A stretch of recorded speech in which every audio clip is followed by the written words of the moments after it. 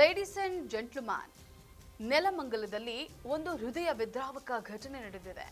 ಪ್ರೀತಿ ಹೆಸರಿನಲ್ಲಿ ನಡೆದಂತಹ black mail ಒಬ್ಬ ಪ್ರತಿಭಾವಂತ ಯುವಕನ ಪ್ರಾಣವನ್ನೇ ಬಲಿ ಪಡೆದಿದೆ.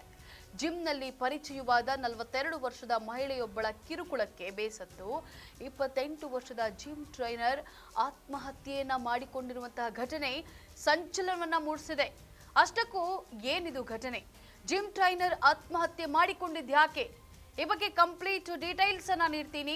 ಎಸ್ ವೀಕ್ಷಕರೇ, ನೆಲ ಜಲ ಭಾಷೆಗಾಗಿ ಪ್ರಾಮಾಣಿಕ ಪತ್ರಿಕೋದ್ಯಮ. ನೀವು ನೋಡ್ತಾ ಇದ್ದೀರಾ ಫೋಕಸ್ ಟಿವಿ. ನಾನು ಪವಿತ್ರ.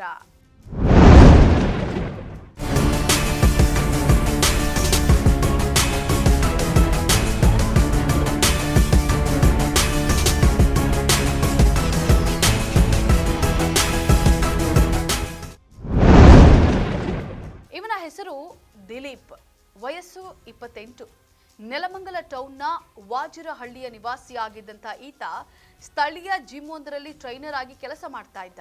ಒಂದೊಳ್ಳೆ ಜೀವನ ನಡೆಸಬೇಕಾಗಿದ್ದಂಥ ಈ ಯುವಕ ಈಗ ಹೆಣವಾಗಿ ಬಿದ್ದಿದ್ದಾನೆ. ಇದಕ್ಕೆ ಕಾರಣ ಯೋಗಿತಾ ಎಂಬಾಕೆ ಮಾಡಿದಂಥ ಬ್ಲಾಕ್ ಮೇಲ್ ಅನ್ನುವಂಥ ಗಂಭೀರ ಆರೋಪ ಕೇಳಿ ಬಂದಿದೆ. ಘಟನೆಯ ದಿನ ನಡೆದಿದ್ದೇನು ಅಂದ್ರೆ, ಸಾವಿಗೂ ಮುನ್ನ ದಿಲೀಪ್ ಯೋಗಿತಾಳಿಗೆ ಕರೆ ಮಾಡಿದ್ದ ಎನ್ನಲಾಗಿದೆ. ನಂತರ ತನ್ನ ರೂಮಿನಲ್ಲಿ ನೇಣು ಬಿಗಿದುಕೊಂಡು ಆತ್ಮಹತ್ಯೆಯನ್ನ ಮಾಡಿಕೊಂಡಿದ್ದಾನೆ. ಓಡೋಗಿ ನೋಡಿದ್ವಿ, ಏನಕ್ಕಮ್ಮ ಏನಾಯಿತು ಅಂತಂದರೆ, ಯಾರೋ ಹೆಂಗಸು ಮೆಸೇಜ್ ಮಾಡ್ತಾ ಇದ್ದಾಳೆ, ನಿಮ್ಮಣ್ಣ ಹಂಗೆ ಮಾಡ್ಕೊತಾ ಇದ್ದಾನೆ, ಅವನು ಉಳಿಸ್ಕೊಳ್ಳಿ ನೋಡ್ಕೊಳ್ಳಿ ಅಂತ ಮಾಡ್ತಾ ಇದ್ದಾಳೆ. ಯಾರು ಹೆಂಗಸು? ಅಚ್ಚರಿಯ ವಿಷಯವೇನೆಂದ್ರೆ, ದಿಲೀಪ್ ಆತ್ಮಹತ್ಯೆ ಮಾಡಿಕೊಂಡಂತಹ ವಿಷಯ ಆತನ ಮನೆಯವರಿಗಿಂತ ಮೊದಲು ತಿಳಿದದ್ದು ಆರೋಪಿ ಯೋಗಿತಾಳಿಗೆ. ರಾತ್ರಿ ವೇಳೆ ದಿಲೀಪ್ ಸಹೋದರರಿಗೆ ಇನ್ಸ್ಟಾಗ್ರಾಂನಲ್ಲಿ ಮೆಸೇಜ್ ಮಾಡಿದ ಯೋಗಿತಾ, ನಿನ್ನ ಸಹೋದರ ರೂಮಿನಲ್ಲಿ ಸೂಸೈಡ್ ಮಾಡಿಕೊಂಡಿದ್ದಾನೆ ಅಂತ ಹೇಳಿದ್ದಾಳೆ. ಇದನ್ನ ಕೇಳಿ ಗಾಬರಿಗೊಂಡ ಕುಟುಂಬಸ್ಥರು ಓಡಿ ಬಂದು ಬಾಗಿಲು ಮುರಿದು ನೋಡಿದಾಗ ದಿಲೀಪ್ ಪ್ರಾಣ ಪಕ್ಷಿ ಹಾರಿ ಹೋಗಿತ್ತು. ವಿಷಯ ತಿಳಿದ ಕೂಡಲೇ ನೆಲಮಂಗಲ ಟೌನ್ ಪೊಲೀಸರು ಸ್ಥಳಕ್ಕೆ ಭೇಟಿಯನ್ನ ನೀಡಿ ಪರಿಶೀಲನೆಯನ್ನ ನಡೆಸಿದ್ದಾರೆ. ಸದ್ಯಕ್ಕೆ ಮೃತದೇಹವನ್ನ ನೆಲಮಂಗಲ ಸಾರ್ವಜನಿಕ ಆಸ್ಪತ್ರೆಗೆ ಮರಣೋತ್ತರ ಪರೀಕ್ಷೆಗೆ ರವಾನಿಸಲಾಗಿದೆ.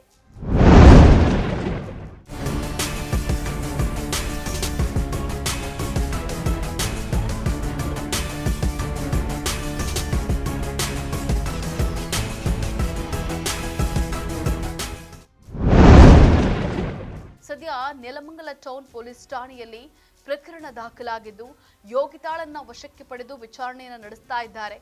ಒಂದು ಸುಂದರ ಬದುಕನ್ನ ಹೊಂದಿದಂತ ಯುವಕ ಹೀಗೆ ಜೀವಾಂತ್ಯಗೊಳಿಸಿರೋದು ಆತನ ಕುಟುಂಬವನ್ನ ಅನಾಥವಾಗಿಸಿದೆ.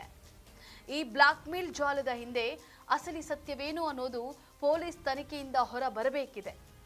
ಇದಾಗಿತ್ತು ಈ ಹೊತ್ತಿನ ವಿಶೇಷ. ನೆಲ ಜಲ ಭಾಷೆಗಾಗಿ ನೋಡ್ತಾ ಇರಿ ಫೋಕಸ್ ಟಿವಿ.